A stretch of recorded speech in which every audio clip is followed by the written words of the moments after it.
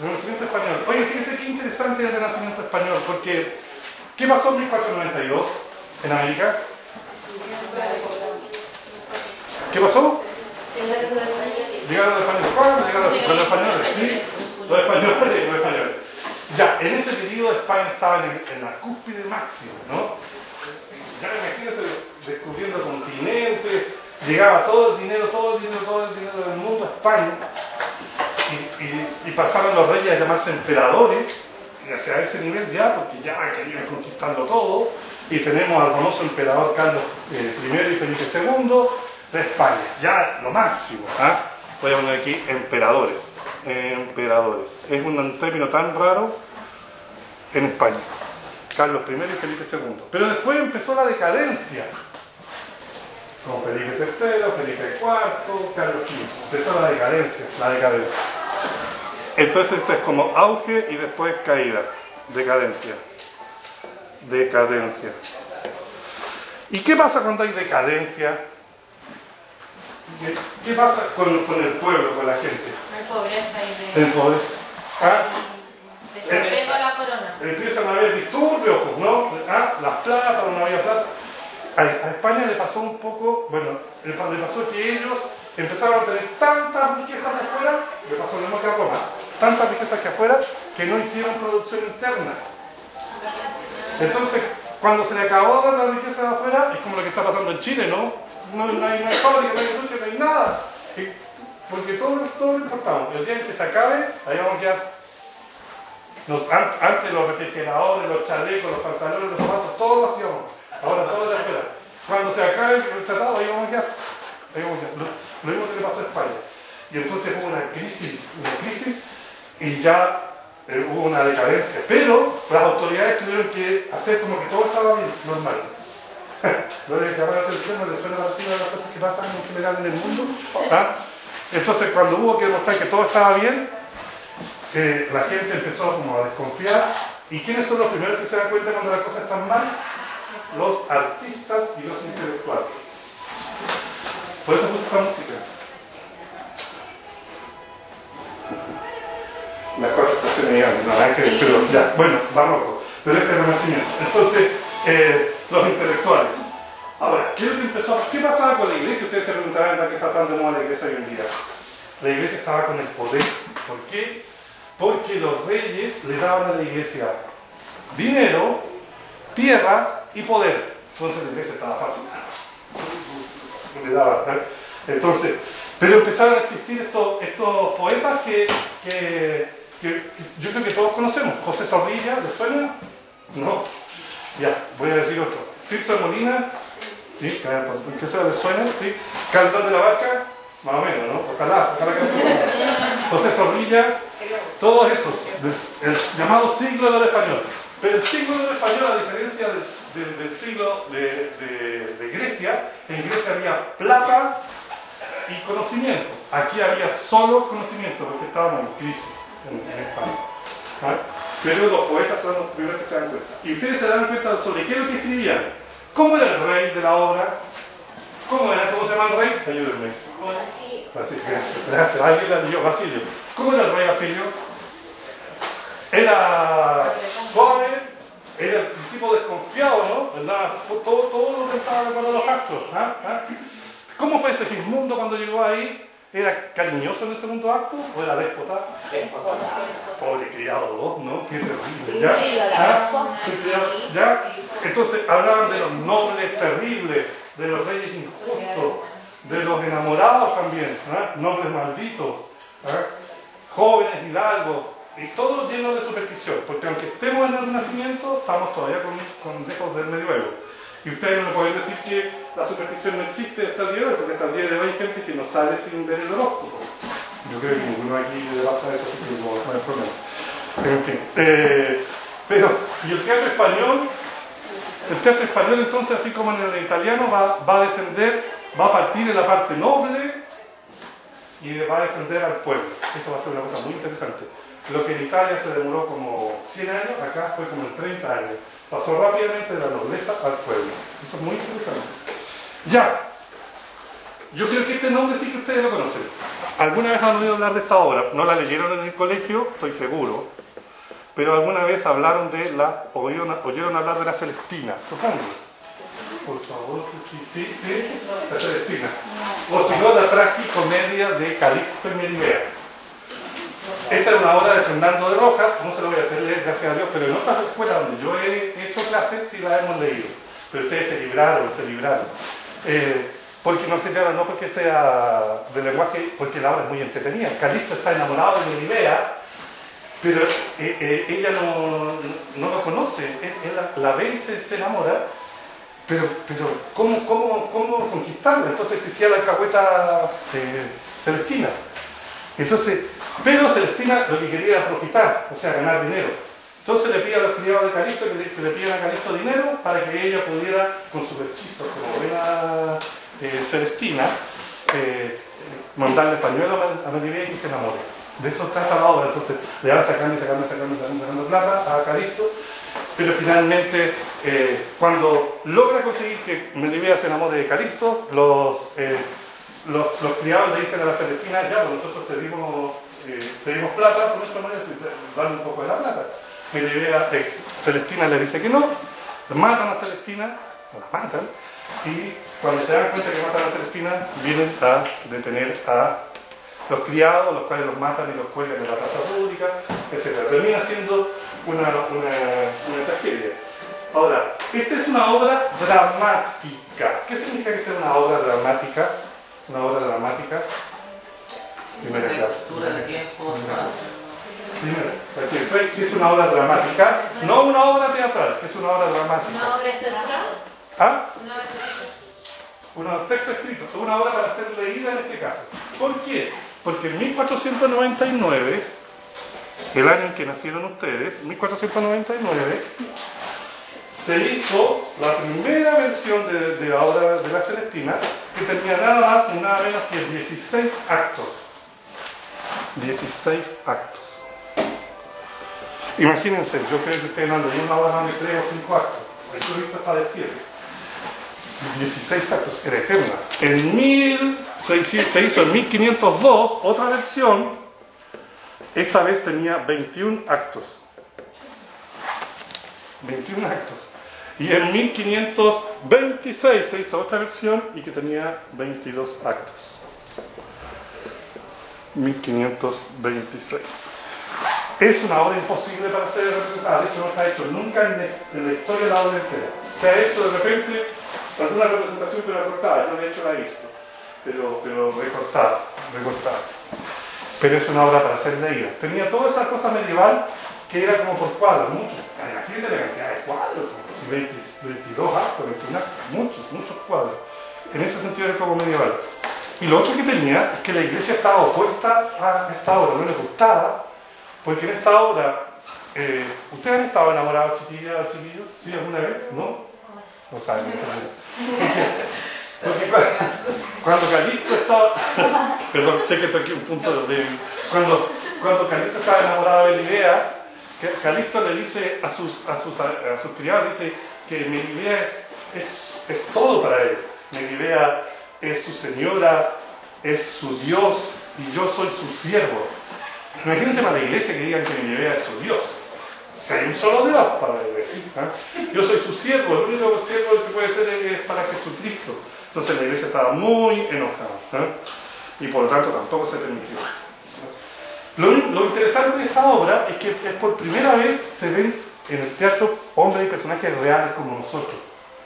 O sea, en realidad además, peor que una operación, como del pueblo, pero de verdad. Porque antes lo que se veían eran puros nobles casi. Pero ahora personajes como nosotros. ¿Se entiende, no? La Celestina. Entonces, si alguien le pregunta cuál es la primera gran obra del teatro español, la Celestina. ¿Sí? Alguien podrá decir, el auto de los Reyes Magos, profesor, del siglo XII. Sí, pero el auto de los Reyes Magos no tenía vecina. No. El auto de los Reyes Magos es una pieza teatral que se nutre de muchos idiomas y de tradiciones de otros países. Es muy europeizante. La Celestina es netamente española. Ok, ya. A propósito del italianizante, vamos a ver la influencia de Italia. ¿Cómo se se llama el gran género que vimos de Italia? ¿El de la obra? La comedia del arte, ¿sí? Ya, ahí Italia además nos enseñó los decorados. Y existió un señor llamado Juan del Encina. Juan del Encina. Chuta, están repartiendo el tino. Ya, Juan del Encina. Juan del Encina. Él trabajó para la corte y era el encargado de los decorados, de hacer la escenografía. E hizo una obra de teatro que se llamaba Égloga de Plácida y Victoriano. Escucha, igual lo voy a anotar así nomás. Égloga de Plácida y Victoriano. Que la particularidad es que en esta obra tenía escenografía. Se hizo en un palacio. En la obra aparecía, voy a poner el escenario, aparecía. ¿Qué cosa? Égloga de Plácido y Victoriano. En esta obra había una casita, que era la casita del protagonista, que se llamaba Suplicio, imagínense, Había otra casita donde vivía Fulgencia, que era la dama, y atrás había una roca, una peña, un bosque, estoy para dibujante, sí, bosque, y aquí había como un riachuelo hecho, un riachuelo, un riachuelo. Ese riachuelo no existió de verdad en el escenario, pero lo trucaron con telas. ¿Qué es lo interesante de esta obra? Que tenía cenotecnia. ¿Qué es lo que es la cenotecnia? Hemos hablado un poquito de eso. Cuando hacían bajar los cambios de los paneles. Un pozo. Aquí bajaba con una grúa el dios Mercurio. Imagínense. Y subía. Ok, escenotecnia. Lo interesante de esta obra es que Suplicio, que estaba enamorado de Fulgencia no lo ama y Suplicio se suicida en el peñón. Es una tragedia. ¿Ya? Pero lo interesante es que se ve escenografía en España. Estoy diciendo el aporte de los italianos. ¿Cuál es el primer aporte de los italianos? La escenografía. ¿Sí? Muy bien. Ahora, existió un autor español que también tiene un aporte italiano que se llama Lope de Rueda, que supongo que lo conocen, todos los días hablan de él en sus casas. Lope de Rueda. Lo interesante de Lope de Rueda es que tenía una compañía de teatro, como espero alguna vez tengan ustedes, que viajaba por toda España. ¿Tienen compañía o no? No. Ya, bueno, que vayan teniendo su compañía. Todavía no, pronto. Yo cuando estaba en el curso ustedes, como ustedes, viajé con una compañía así como el curso y representé a Chile en un país festival. Aunque ustedes no lo crean. Bueno. Si no hacen teatro ahora no van a hacer nunca teatro, se lo digo aquí. Ya, López de Rueda. Ajá. Pero háganlo de verdad, háganlo, por favor, háganlo. ¿Sí? En fin. Ya, mejor no digamos nombre porque decía López de Rueda. La particularidad de López de Rueda es que tenía una compañía y él hacía muchas obras de teatro, muchas. Pero él no quería complicaciones, entonces tenía obras cortitas, con puros diálogos y le gustaba que los actores improvisaran, las acciones. Entonces, él hacía piezas cortitas que se llamaban pasos. Pasos era el equivalente a los entremeses. Y son muy famosos. López de Rueda fue tan famoso que Cervantes, lo ubican, ¿no es cierto? Sí. Cervantes dice, lo conoció un día y tuvo una gran admiración por López de Rueda. Y López de Vega, que es el otro monstruo, alguna vez no sé si han oído hablar de Fuente Ovejuna. Sí. ¿Sí? ¿De verdad? Ya. López de Vega dice que López de Rueda, que suena como un trabalengua, López de Vega dice que López de Rueda introdujo la comedia de España. A ese nivel de importancia es. ¿Sí? Lo entretenido de López de Rueda es que los personajes son populares. El bobo, el criado, el rufián, el marido engañado. Y si quieren unos pasos entretenidos que están en internet, el paso de la aceituna, se lo recomiendo. El paso de la aceituna. ¿Qué pasó? Es una canción. El paso de la aceituna. Es muy entretenido, la generosa paliza, pagar o no pagar, pero el paso de la aceituna se lo recomiendo, porque es muy entretenido. Y son obras cortitas, yo he actuado en varios pasos de López de Rueda. Son obras cortitas, muy entretenidas. Duran como 8 minutos, 7-8 minutos. Son ideales de repente cuando tengan un curso con chiquillos de básica, segundo ciclo, cualquier paso de López de Rueda que está en internet. Ahí se hago y no, no sonó. Y te fue una cosa mágica, de verdad. Ya. Entonces, la particularidad de esta obra es que era sin acotaciones y los actores tenían que ser un poco Lassie. ¿Qué es lo que era Lassie? Ayúdame. ¿Qué es lo que era Lassie? ¿El carrito? No. Juglares que eran capaces de improvisar. ¿Se acuerdan o no? Sí, con el Calabachi. Con el Calabachi. Sí. Ahora, ¿qué pasaba con los reyes? Miren, ¿qué pasa cuando hay mucha plata? Yo le voy a decir. Se malgasta. Yo no. Sí, puede ser. Voy a preguntar a don Alexis. Don Alexis, perdón que le pregunte. Después le preguntaré a don Sebastián. Si se ganan 1.000 millones de pesos mañana, ¿qué va a hacer? ¿Qué haría con los 1.000 millones? No se demore mucho porque la clase le... Bajar la carrera. ¿Ya? ¿Haría algo por la humanidad o no? Solamente una pregunta. Si es sí o si no, está bien. ¿Le daría 1 millón a cada uno de sus compañeros? Ya. Ya. Yo le aseguro que no haría nada de eso. No haría nada de eso, solo se haría la carrera. Si es que, porque yo creo que no se cambiaría, se iría a estudiar a Buenos Aires, a Italia, de teatro. ¿Sabes? Pero obvio. No, uno no haría ninguna de esas cosas. Bueno, los reyes tenían tanta plata que no querían compartirla con nadie. Entonces se alejaron de los nobles. Se alejaron de los nobles. Porque los nobles son todos unos pedigüeños. Señor rey, ¿cómo está? Entonces, se alejaron de los nobles, pero querían seguir siendo reyes. Entonces, adularon mucho al público, al campesinado. ¿Se entiende, no? Entonces, los reyes estuvieron con el campesinado y no con los nobles. No querían compartir sus ganancias con los nobles. ¿Cómo adularon a los? ¿Ah? ¿Los hijos adularon a los? No, o sea, a los campesinos. Sí, a ellos les dieron privilegio, pero a ver, cuando hablamos de adular, les dieron espectáculo. Por eso ¿A qué se refiere entonces? ¿Por qué los reyes le dan espectáculo a los campesinos? a los campesinos, porque los tenían así a todos adoraban a los reyes, pues si les daban pan y circo.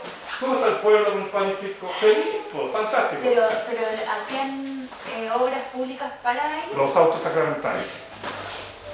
Las obras más grandes eran en realidad puras obras ideológicas que buscaban satisfacer y tranquilizar al pueblo y adorar a los reyes, a los dioses. ¿Cuál era la diferencia entre los autos sacramentales y los misterios? Los misterios tenían mucho que ver todavía con lo religioso y los autos sacramentales ya no necesariamente. Y los misterios buscaban hacer todavía una especie de teatro, formalmente teatro. Los autos sacramentales era una cosa pomposa. Ya les voy a explicar, pero partía el rey a las 8 de la mañana en misa, después almorzaban, después había una pompa gigantesca, se iban a la plaza. Era una cosa pomposa. Era como el desfile militar de ahora. Y era un poquito más reducido. No, mucho más gigante. No, el misterio en relación a... Claro, pero el misterio era más teatro, ¿me entiendes, no? Ya. Los autos sacramentales era todo el pueblo, el misterio era solo un grupo. Solo los actores y el pueblo. Es que una cosa era con el sentido ideológico, el auto sacramental. El misterio era solamente artístico. ¿Se entiende la diferencia, no? ¿Cómo que era solamente artístico? El misterio. El misterio. Ya. Entonces querían estar intencionalmente solos. ¿Se entiende, no es cierto? ¿Sí? Y despreciaban a los intelectuales. ¿Por qué despreciaban a los intelectuales? ¿Qué hacen los intelectuales? Piensan, juzgan, te delatan, todo. ¿Ah? Ahora, había un emperador, Carlos V, que ya era enfermo de loco. Yo le voy a preguntar a Teresa. ¿Se imagina cómo va a ser tu funeral, Teresa? Gracias.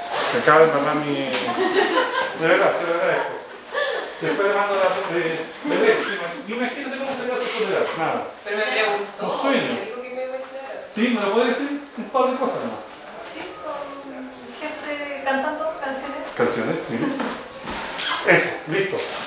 Carlos V, cuando estaba ya cerca de morir, se fue a una abadía y él programó su funeral.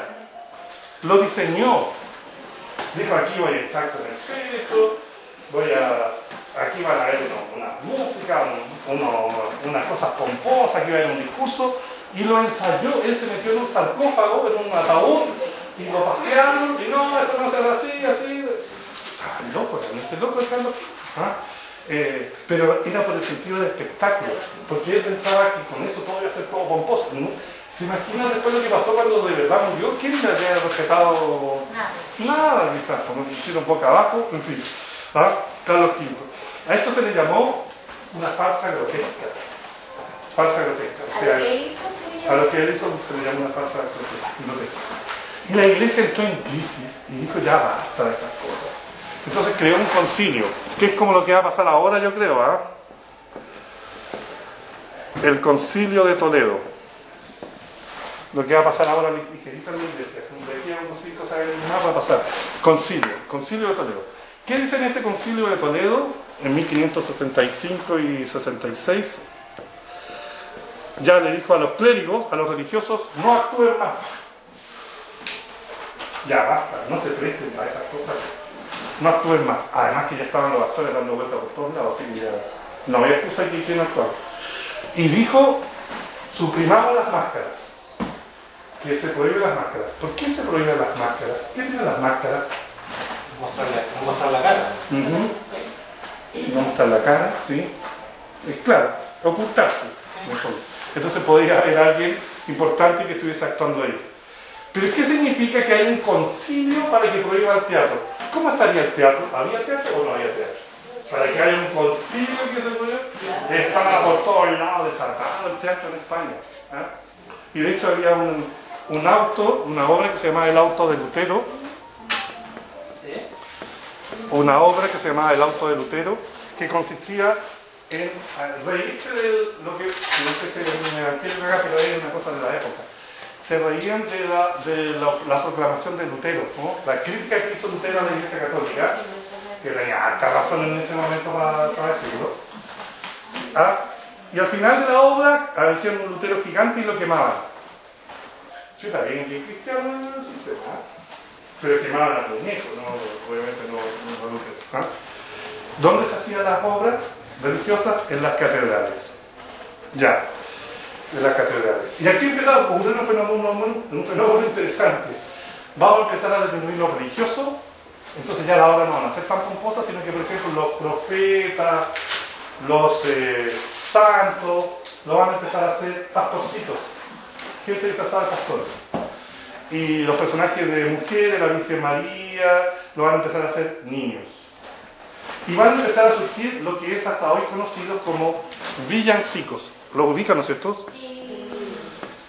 En el camino que llega. O sea, ¿son españoles los villancicos? Sí. Sí, pero en esa época los villancicos tenían niños cantando, como disfrazados de pastorcitos y de ángeles, y además tenían diálogos, bailes, un poco de escenotecnia. En mi canal de YouTube, perdón que me haga tanta propaganda, pero ahí tengo yo un par de estas cosas.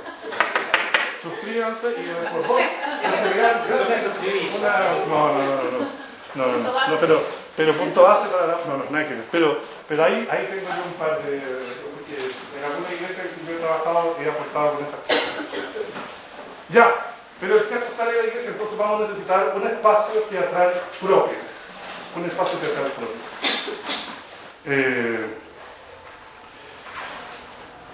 Ya, te voy a hacer la pregunta que yo sé que nadie se va a acordar, pero no importa. En Inglaterra existió un libro en el cual todos se basaban para escribir las obras históricas. Se llamaban las Crónica. Bien, qué bien, súper. Muy bien, crónica. Crónica, qué bien, muy bien. Aquí Juan de la Cueva escribió una obra que se llama Primera parte de las comedias y tragedias, en 1595. Juan de la Cueva, primera parte de las tragedias y comedias. ¿Cómo se llama? Primera parte de las tragedias y comedias, Juan de la Cueva, 1595. Lo importante es que todas las obras posteriores se basaron en este tipo de obras de teatro que había. Así como pasó con las crónicas. Ahora, ¿qué hizo Juan de la Cueva? Dijo ya, estábamos hasta aquí con los reyes, entonces empezó a mezclar reyes con el pueblo. Reyes con el pueblo. Oye, si estábamos hasta aquí con los reyes y los reyes nos han mentido estos últimos 100 años diciendo que estábamos fantásticos, que estaba en la escoba. Entonces empieza a mezclarlo. ¿Y qué va a pasar cuando se empiezan a mezclar? Cuando yo digo tragedia, ¿lo asocio a quién? ¿A alta nobleza o a gente del pueblo? Alta nobleza. Y si yo empiezo a mezclarlo, entonces Juan de la Cueva dice, ya no voy a respetar ninguna de las unidades. ¿Cuáles son las unidades? Espacio, tiempo y acción. Claro, dice, no voy a respetar ninguna unidad porque voy a mezclar todos los personajes. Ya da lo mismo. Juan de la Cueva. ¿Eh? Y él va a ser un precursor, un hombre de teatro. Entonces se va a decir que el gran hombre de esta época se llama Lope de Vega, que ya le va a hablar un poco de Lope de Vega. Dios mío. Están matando. Sí. No tarde, está llorando. Ya Lope de Vega. Antes de Lope de Vega eran 5 actos. Antes de Lope de Vega eran 5 actos. Las obras.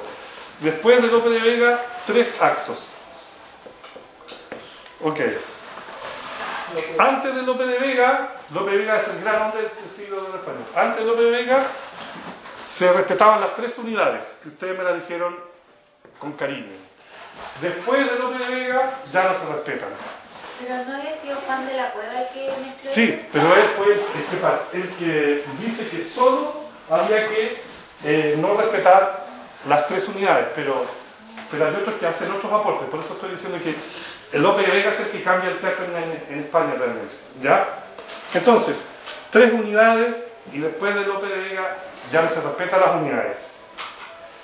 Antes de Lope había una sola unidad, la unidad de acción, y un tipo de personaje. Un tipo de personajes, y de aquí son distintos tipos de personajes. Es decir, mezclamos al pobre, mezclamos al rey, mezclamos a los actores, mezclamos todo. Ya, y lo último, antes de Lope de Vega se escribía en verso. Y sin mezclar ninguna medida métrica. O sea, en el colegio cuando ustedes hacían versos de mezclando la primera con la tercera, qué lindo, uno escribía todos esos versos, ¿ya? Pero era de una sola medida estricta. Después se hacían versos, pero se mezclaban las métricas. ¿Has escrito alguna vez décimas? ¿Sí? No sé. Maravillosos son las décimas. ¿Cuáles son las décimas? Una obra que es una estrofa que tiene 10 versos y se van mezclando la primera con la cuarta, tiene una secuencia. Los payadores, pero los payadores son expertos en décimas. Ya. Ahora sí, conocen a Miguel de Cervantes, ¿no es cierto? Bueno, ¿qué escribió Miguel de Cervantes, la obra que todos conocemos? El ingenioso diálogo de Don Quijote de la Mancha. ¿Ya? Pero él además escribió mucho teatro, bastante teatro. En realidad saben que las obras del teatro de la época de Cervantes no funcionaron bien. Salvo un género que era muy común en aquella época, que era la comedia de capa y espada. Imagínense una obra que duraba 1 hora, donde había un jovencito que estaba enamorado de una niña y entonces quería conquistarla, pero él era el galán de esta niña, entonces tenían que batir el sabor de la botella y caía, y después el otro iba y se juntaban. Era una cosa maravillosa, era el género de más moda que existía en España, en realidad, el más famoso. Y este caballero escribió una obra que se llamaba La Confusa, arrasó con esa obra. Ahora, si quieren conocer obras buenas teatrales de Cervantes, yo les recomiendo La Guarda Cuidadosa, que es una obra preciosa, El Juez de los Divorcios o La Cueva de Salamanca, esas 3. Voy a poner aquí. La Guarda Cuidadosa, El Juez de los Divorcios y La Cueva de Salamanca. Son entre meses, que duran más o menos 30 minutos. Yo actué en una de estas, creo que actué La Cueva de Salamanca, creo que actué para el Día de la Mujer en la estación Mapocho, hace como unos 15 años atrás. Para el Día de la Mujer, el 8 de marzo, tuvimos que salir con gas lacrimógeno, porque hubo protestas, que tan lindo en realidad. En fin, ya. ¿Qué época? ¿Qué época? ¿Cómo se llamaban los teatros en Inglaterra? ¿Dónde se hacían? En las posadas. Bien, posadas o inn. ¿Cuántos estaban el teatro? Inn. Ahora, en España, ¿saben lo que ellos quisieron hacer? Porque había que crear un espacio nuevo. Entonces ellos se fueron detrás de los hospitales o de las grandes casonas donde guardaban a los animales en los corrales. Entonces dijeron, ¿por qué no hacemos un teatro aquí? Entonces ellos diseñaron un lugar. Estuve pintando toda la semana. En fin.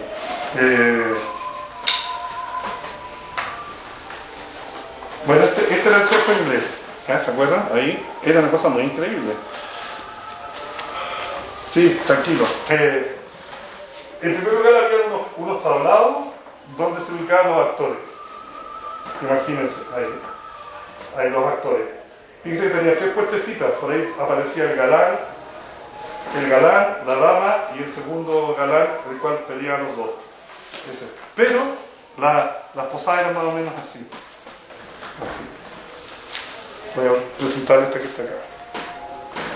Es decir, aquí estaba detrás del hospital y estos eran lugares que existían de verdad. Entonces usaban como balcones, ponían el escenario ahí. Los animales que estaban aquí los sacaban para afuera y los ponían así. Los sitios que había en las primeras posadas, imagínense. Pero ponían los tablados y se actuaban aquí. Y se llamaba entonces teatro de corral. De corral, así se llamaba. Este es un ejemplo de teatro de corral ya más en serio, más elaborado. Fíjense que el teatro de corral duró más de 120 años más o menos en España, pero harto tiempo. Este es un teatro ya oficial, fíjense, tiene 3 pisos. 3 pisos. 1, 2, 3. 3 pisos. Tenían subidas por acá y en cada uno de estos lugares había ambientaciones especiales. Puede ser un bosque, podía ser un castillo, etc. ¿Sí? Aquí abajo, esto está abierto, pero en realidad estaba cerrado. Esto es de altura como de 2 metros. Aquí los hombres se cambiaban aquí abajo, las mujeres se cambiaban detrás del escenario, aquí actúan las mujeres también. Y aquí cuando querían hacer efecto, por ejemplo, ponían un barril de piedras y lo hacían mover porque esto era en madera, era hueca, entonces sonaba por la tempestad increíble. Teatro de corral. El siguiente esquema es de la obra de corral, de la obra que ustedes leyeron. Que bueno, estaba en el programa. No, perdón. Acá. De la vida es sueño. Aquí creemos que Basilio, ¿cómo se llama? Astolfo, pasaron por aquí, Segismundo, pasaron por acá. Imagínense, esta es escenografía de la vida es sueño. Ahí estaban las ambientaciones. ¿Qué ambientaciones podían haber aquí? Ayúdenme para ver qué leemos. ¿Ah? La La torre. torre, el palacio. La torre, sí. El palacio. Sí, fíjense que es interesante. Aquí ven una galería, ¿no es cierto? Aquí se ubicaban algunos actores y el público que pagaba más se ubicaba acá también. Tenía una lista privilegiada. Y esta es un ejemplo ya esquematizado de cómo era el lugar, porque este es ya, parece un vendedor viajero, ¿no? De verdad, por 2.000 pesos, en fin, ya, pero este es el escenario. Es que me interesa para que entiendan cómo funcionaba. Ven que tiene como un patio aquí. Aquí se ubicaban la gente, sobre todo los hombres que eran como que peleaban capa y espada, los soldados que tenían muy poca plata y que apenas podían pagar, no sé, 2 chauchas y se ubicaban acá. Y estaban todos de pie. Los hombres, pero los hombres que tenían un poco de plata se iban a esta banquita que se llamaban lunetas. Los hombres se sentaban ahí. Cuando tenían un poco más de plata, se iban a estas partes que se llamaban gradas. Aquí atrás, podían tener mejor vista. Gradas. Ahora, ¿perdón? No, bueno, ya, tranquilo. Gradas. Cuando había más dinero, aún, porque aquí en este teatro iba del rey al más ratón, se iban a los aposentos. Se llamarán aposentos porque, ¿por qué se llaman aposentos? Porque eran en primer lugar, eran en los lugares que eran las piezas de los hospitales, etcétera, que lo acomodaban, ellos arrendaban el lugar, lo acomodaban. Y además porque la gente iba con plata y podía ver teatro o hacer otras cosas, que no se me ocurre, pero hacían otras cosas. ¿Sí? Los que tenían más dinero se iban más arriba. Fíjense que ellos no están mirando acá, ellos están aquí abajo. Tiene doble finalidad. Primero, ellos ven a la gente y segundo, la gente los ve a ellos. Como cuando uno va a ver una obra de teatro o una ópera, se han dado cuenta que antes que parte la ópera o la obra de teatro, todos los cuicos, toda la gente que se cree importante estaba parada conversando para que lo miren todos. Una cosa increíble. Ahora, yo cuando lo vaya a mostrarse. Bueno, aquí es lo mismo. Ya, aquí. Y las mujeres y los niños estaban en esto que se llamaba cazuela. Las mujeres a la cazuela. En serio, en fin, a la cazuela. Ahora, ustedes comprenderán que este era el segundo lugar donde se podían ver. En el primer lugar donde se podía ver la gente era en la misa, que ahí no se podía hacer escándalo. Pero aquí sí. Así que los mosqueteros de repente se iban a tratar de pololear y pinchar con las niñas, los echaban, se armaban peleas, los mosqueteros se molestaban a los actores, les gritaban cosas. Era un desastre, un desastre, un desastre. Tanto escándalo fue que de repente en algún momento dado se tuvo que ubicar aquí el alcalde de la ciudad para vigilar que todos se controlaran, se quedaran calmados. Y a veces había pena de destierro al que dejaba la escoba. Ese era el teatro de Corral. No era una cosa así como santita, no, era un desastre. Pero es que era el único lugar donde la gente podía entretenerse. Y si estaba enamorada de la chiquilla, era la oportunidad de tratar de conquistarlo. Era la oportunidad. Entonces imagínense. Ok, eso. Ya, estoy bien. Ok, entonces, ¿qué es lo que era la cazuela? ¿Dónde estaba la mujer? ¿Qué es lo que eran los aposentos? Los aposentos era donde se Un lugar donde se podía... Se podía ver la obra de teatro más cómoda, ¿no es cierto? Había que tener dinero. Mientras más alto el aposento, más dinero. ¿Qué es lo que eran las lunetas? ¿Para qué? ¿Lunetas? ¿Dónde estaban los que no tenían plata? No, con una plata. Los que tenían Los hombres que tienen un poco más de plata. Las gradas, Ahí sí. ahí estaban los mosqueteros que no tenían nada. no, los que no tenían nada de plata estaban aquí abajo, En la cancha. en el patio. ¿Se puede repetir los nombres? Ya. Dafne. Ya. Cazuela, donde estaban las mujeres. Gradas. Cazuela para las mujeres. Gradas, donde están sentaditos aquí los hombres. Aposentos. Acá. Yo le voy a mandar la imagen a su correo, ¿ya? Aposentos. Lunetas, las banquitas. Y ¿Pero eso. dónde iban? Ya se me olvidó. ¿Quién? Los Los aposentos y esas cosas. Aquí. O sea, ¿pero quién iba a los aposentos? La gente que tenía dinero y que... Claro, aquí, fíjense, le voy a contar una cosa. La diferencia de plata entre la octava más alta y la más cara en Chile es como de 10 veces. Acá era de más de 40 veces. Más de 40 veces. Entonces, aquí podía estar todo, pero como podía ir desde el rey hasta el más abajo, cada uno de estos lugares tenía una entrada especial para no conectarse con la chusma. Las mujeres tenían solo dos opciones, o ir a la cazuela o al aposento. Claro, bien. ¿Para qué ir al aposento si le puedo dar al Si teatro? tengo plata. Pero usualmente si no es que tiene plata, no tuvo. No, pero si ella iba al teatro, bien, me parece bien. Pero existían en esa época mujeres que tenían. ¿Qué es lo que pasaba con la luneta? Heredaban de la familia. La luneta era la banquita donde se sentaban los Pero hombres que ¿quién tenían un manejaba el poquito más de dinero plata. era el hombre? Un poco, claro, los que tenían más plata se sentaban en las gradas. Ah, pero no eran los aposentos. No. No. El El aposento era para poder ir a esparcirse con amigos o aposento pareja. era como para el rey, por ejemplo, para Lo más noble, claro. Los que tenían, ahora sí que uno tenía $1 millón de pesos podía ir a la aposento. ¿Entiendes? Es para explicarlo más o menos. Ya. Había teatro de corral en muchos lugares de España. Valladolid, Málaga, Madrid, en muchos lugares. Y empezaron a existir entonces las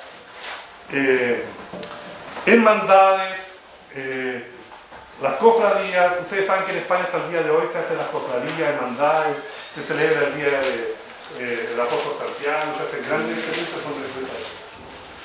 Bien, qué bueno que va a ser todo eso. ¿Cómo se hacían? Estos tenían unas cortinas y se generaba un delante y un detrás de las cortinas, ¿sí? Para marcar que uno está en un lugar o en otro. Ponían, por ejemplo, árboles como de cartulina para crear ambientación, ¿sí? Si querían hacer un sol, ponían como una estructura como de papel y ponían una antorcha atrás para que pareciera sol. Si querían hacer efecto de tormenta, ponían el barril debajo del escenario, ¿ya? Todas las cosas que ustedes se lo pueden imaginar. Eso. Tormentas, barriles llenos de lugares. Se iluminaban exteriores y exteriores. Fíjese que tenía unas cosas que eran muy interesantes, que era lo que ellos llamaban el vestuario verbal.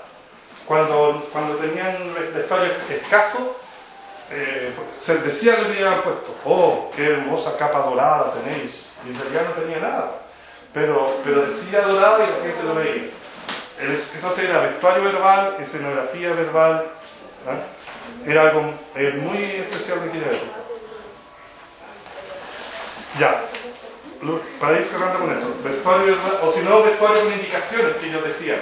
Por ejemplo, cuando alguien venía de la guerra, el vestuario tenía que indicar, decía que el vestuario venía lleno de portillos, con tierra, etc., para que la gente lo imaginara así. ¿Quién era el poeta en aquella época? ¿Quiénes son? Esto es muy importante porque nosotros hablamos de autor. ¿Se acuerdan cuando uno dice quién es el autor de la obra? Nosotros decimos el que la escribió. Pero en esta época el autor cambia de concepto. Porque en esta época viene ese concepto. Porque el autor en aquella época era el dueño de la compañía, el que la organizaba. El autor, el dueño de la compañía. Entonces, ¿qué hacía el autor? Era el empresario. Era el encargado de la compañía, el encargado de hacer la escenografía, el encargado de pagarle a los actores.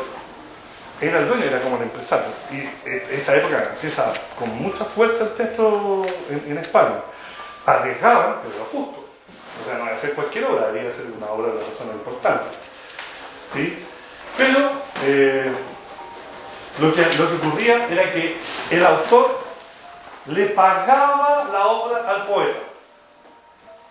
Por ejemplo, usted es autor de la compañía y Dafne es poeta, usted le pagaba la obra a Dafne y ya la obra no es de Dafne sino que es suya. Sí. Entonces la obra ya no era del poeta sino que era del autor. Y cuando usted daba muchas veces la obra, ya no la quería más, se la vendía a Arazaía y Arazaía entonces era dueño de la obra. Y así pasaba, obra de obra. Entonces, ¿qué pasó? Y por eso la obra se empezó a llamar de quién es el autor de la obra, porque el autor ya no era de la obra, sino que era de usted, porque lo había comprado.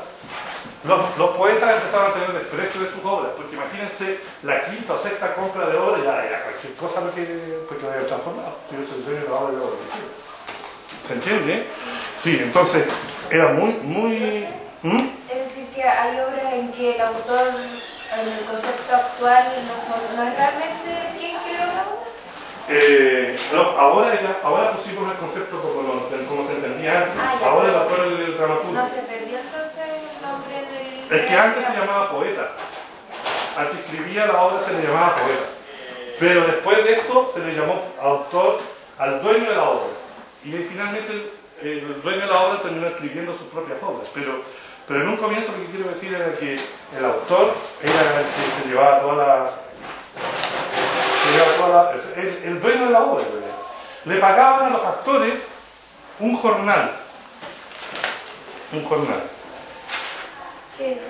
Un jornal era un sueldo diario para vivir. Un sueldo diario para vivir. Y cuando había una función, cuando tenían actuación, le pagaban además un dinero especial por ese día por actuar. Entonces, porque el autor se iba con toda la compañía y se iba a recorrer España. Entonces, esos actores tenían que recibir un sueldo diario. Entonces, era el equivalente como para poder vivir ese día. ¿Se entiende? Pero, cuando además el día que actuaban les pagaba un dinero extra. Eso era muy, muy interesante. Entonces, los actores empezaban a formar parte de grandes compañías, pero en España era muy común que uno no pudiera crecer en las compañías porque eran muy cerradas. Entonces cuando alguien quería progresar, se iba a otra compañía. No se quedaba en la misma. Porque era muy difícil progresar. Pero había compañías que tenían 50 comedias. Imagínense una compañía que llegaba con 50 comedias. Entonces podía estar, si quería, 3 meses en un lugar dando obras de teatro. Pero, en fin. Entonces, lo que ganaban diariamente los actores se llamaba ración, yo dije jornal, se le llamaba ración, y cuando trabajaban, el día que actuaban se le llamaba también un sueldo que se llamaba representación. Tenían un extra. Hoy en día debería ser como unos 5.000 pesos diarios de ración y unos 20.000 por actuación, yo creo, 25.000, etc. Ahora era complicado porque a veces el público no pagaba la entrada y todo, entonces el autor de la compañía era bien fregado, tenía que asumir los riesgos. Bueno, se daban todos esos problemas y cuando llegamos a los autos sacramentales, que eran estos espectáculos pomposos del rey, que se hacían con un fin ideológico. ¿Cuál era el fin ideológico? ¿Cuál era la finalidad de esto? Que encantar al pueblo. Para al pueblo. Pero entonces hacían cosas muy increíbles. Un auto sacramental de Calderón de la Barca. El rey todo partía a las 8 de la mañana con una misa. Estaba todo el pueblo en la misa. Después el rey se iba a almorzar, y todos se iban a almorzar, espero, a sus casas, los que podían. Y tipo 2 de la tarde, caravana, pomposa a la plaza, con carros. Estos son puros carros. Carros, ahí están las ruedas. Carros como este carro de aquí. ¿Sí? Que se juntaban y armaban estructuras como esta. Con marchas, con gritos, baile. Empezaba la obra terminaba alrededor de las 6 de la tarde y el rey se iba con una gran pomposidad. Esa es la estructura de los autos sacramentales, que se dio en España y que fue ya como la culminación del siglo de oro español. Eso, el carro de la plaza. En los carros la gente obviamente se podía vestir, había escenografía, etc. Era como un mini teatro. Yo siempre digo... ¿Tenía que ver con el Día de los Espillos? No, el obispillo era algo dentro de la iglesia todavía. Esto ya estamos fuera. Aunque el obispillo de repente también salían y hacían como una gran vuelta por alrededor de la iglesia, pero todo era en realidad dentro. No, esto era ideológico. ¿Con qué se quedan de lo que vimos el día de España? ¿Se queda con algo? Nada. ¿Con qué se quedan? ¿Qué se llevan a su casa? Son muchas cosas importantes. Son muchas cosas. La influencia que tuvo Italia Italia. con respecto a la escenografía. Sí. El auto suplemental. El teatro, qué interesante. Animales. ¿Qué pasa con los animales? No, que lo hacían ahí donde vivían los Sí, los actores, sí. ¿Y ahí se crea el miedo también? No, eso es con Molière, que lo vamos a ver en la próxima sesión. Pero, Es atrás de los hospitales. sí, Donde atrás del hospital habían animales. ahí ponían los corrales. Dijo, ¿atrás de los hospitales o detrás de las grandes O de las grandes casonas. Ahí ponían, ahí la gente ponía sus animales, no lo va a poner adelante porque el olor de los animales se los tiraba para atrás. Y ahí se ubicaba. El Concilio de Toledo. El Concilio de Toledo, ¿qué dijo ese concilio? Que los clérigos... Bueno, y las máscaras? y las máscaras. ¿Y por qué de la máscara? Porque no mostraban. Porque ocultaban. Aquí vi una explicación fantástica de don David. ¿Cuál fue el...? No sabían quién estaba actuando, no podían